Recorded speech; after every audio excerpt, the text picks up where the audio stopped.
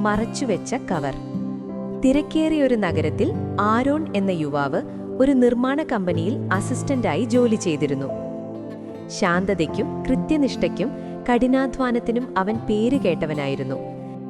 കരാറുകളും ഇടപാടുകാരും കൈകാര്യം ചെയ്യുന്നതിൽ അവന്റെ ബോസ് മിസ്റ്റർ ഡിസൂസ അവനെ പൂർണ്ണമായി വിശ്വസിച്ചിരുന്നു.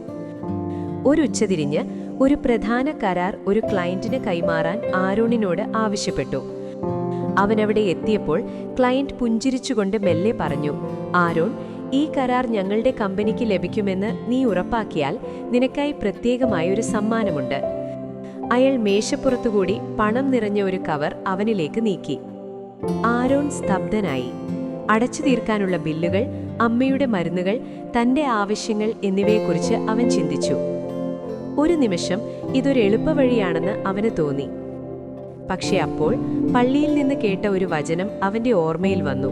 നേരായ വഴിയിൽ നടക്കുന്നവൻ യഹോവയെ ഭയപ്പെടുന്നു, വഴി പിഴച്ച് നടക്കുന്നവനോ അവനെ നിന്ദിക്കുന്നു.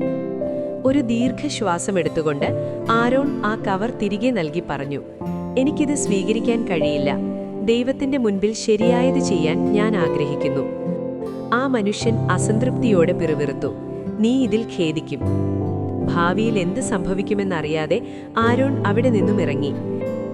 എന്നാൽ അവന്റെ ഉള്ളിൽ ഒരു സമാധാനമുണ്ടായിരുന്നു, ദൈവത്തെ പ്രസാദിപ്പിക്കുമ്പോൾ ലഭിക്കുന്ന സമാധാനം. ആഴ്ചകൾക്ക് ശേഷം ബോസ് അവനെ വിളിച്ചു. മിസ്റ്റർ ഡിസൂസ പറഞ്ഞു, "ആരോൺ, ആ ക്ലയന്റ് നിനക്ക് പണം വാഗ്ദാനം ചെയ്ത കാര്യം ഏറ്റുപറഞ്ഞു. നീ സത്യസന്ധത തിരഞ്ഞെടുത്തു.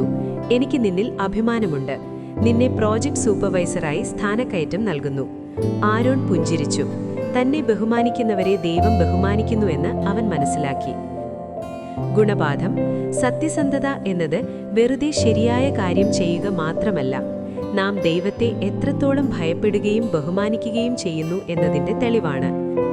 ആരും കാണാത്തപ്പോഴും സത്യം തിരഞ്ഞെടുക്കുമ്പോൾ ദൈവം അത് കാണുകയും തക്ക സമയത്ത് പ്രതിഫലം നൽകുകയും ചെയ്യുന്നു. നേരായി നടക്കുന്നവൻ യഹോവാ ഭക്തൻ, നടപ്പിൽ വക്രതയുള്ളവനോ അവനെ നിന്ദിക്കുന്നു. സദൃശ്യവാക്യങ്ങൾ 14:2.